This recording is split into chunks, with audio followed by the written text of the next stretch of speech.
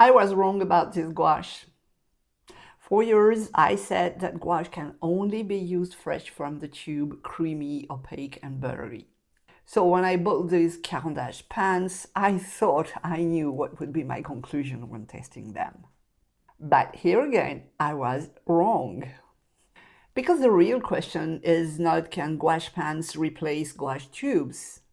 Maybe the question is different. Maybe the question is, can they solve a different problem? I took only a limited color palette. So I took a yellow, a vermilion, magenta, because magenta is a must, a burnt sienna, a turquoise blue, I think. Yes. Ooh, this one is intense. And an ultramarine blue. Of course, adding fresh white from the tube. This will help to give more body to my paint and also create some pastel colors because now it's very strong. How cute is that? Now I need to put that to the test. It's easier for me to film in the studio, so I can show you everything. But I will use the conditions of being outside, meaning I'm using just a small water brush. I have my pans and palette here and a tissue to wipe out my brush. I've made a light drawing. Let's mix some colors. My challenge is to try not to get my pans dirty. Oops, I missed. First thing first. And I need a bit of white to give it more body for the roof. Maybe it could use a bit more red. I want to see how it behaves when you don't have enough room to mix your colors. I know my pans will end up very dirty. This is, of course, not creamy as the fresh gouache, but I do have opacity available. It's still not watercolor. Now let's wipe this out. Take some ultramarine blue and brown. This is to make a very dark color for the under tiles here. Some white to mix with that, just to make the shutters.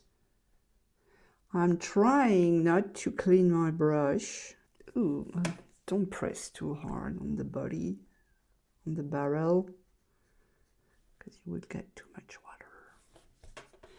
And you don't need much water with gouache.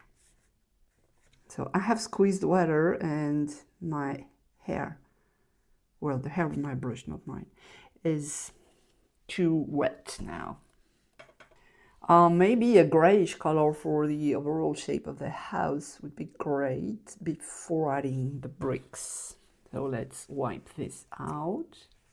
And when I'm wiping out, I'm squeezing the barrel so I have water pushing out the pigment. I don't need it to be very, very clean. Let's take some variations. It's a grayish tone with a bit of color, so I'm using what I have on my palette actually, just to give it some variation.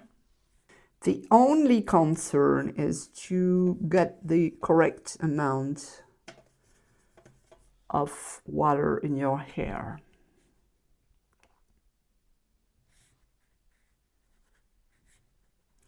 Just enough so the paint can move, but not too much so it's soaking the hair and diluting the paint.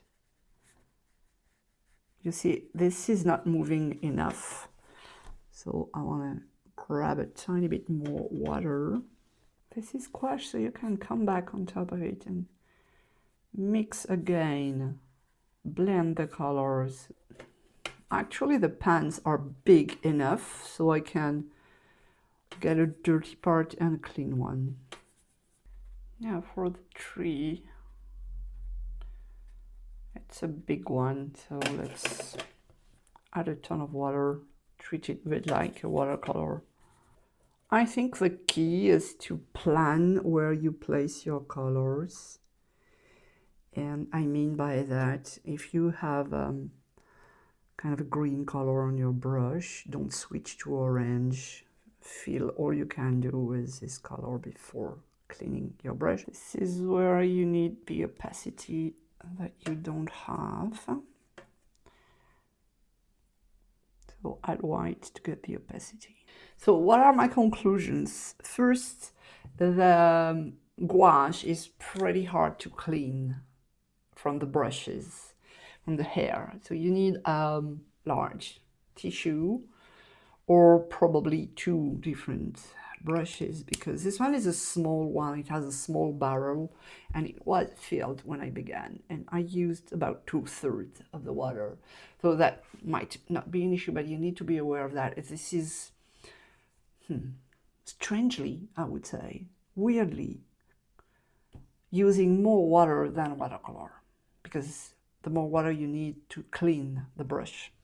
The palette size is just enough for me. I wouldn't have less than that. I need to clean it before my next painting. And yes, my pans are a bit dirty, but I keep half of it to pick with a dirty brush and half of it clean. This is very portable. This is very handy to use on location. And this is giving something that I like. It's not perfect by any means, but that was not my goal. My goal was to test that with just a water brush, but it's more opaque than what I thought. It's more creamy than what I thought, and especially if I compare to the dry gouache palette that I made myself with tubes drying that I have here, and the water reactivates much better the pan than my handmade ones. And that makes sense because I think it's not meant to air dry like that. On the contrary, the pans are made to be dry. So I don't know what they add inside to get this, but it works. So yes, I was wrong about this gouache. Not because gouache pans are better than gouache tubes, but because I was judging them as if they were trying to be gouache tubes. In the studio, I still prefer tubes. But for travel journaling, urban sketching, those gouache pans make more sense than what I thought at first. And honestly, this is a good reminder for your sketchbook practice, because sometimes a medium is not the most shiny one, but if this is the one that makes you have fun in your sketchbook, then this is a good one. Let me know in comments, are you using gouache pens? Will you be using them now? Thanks for watching.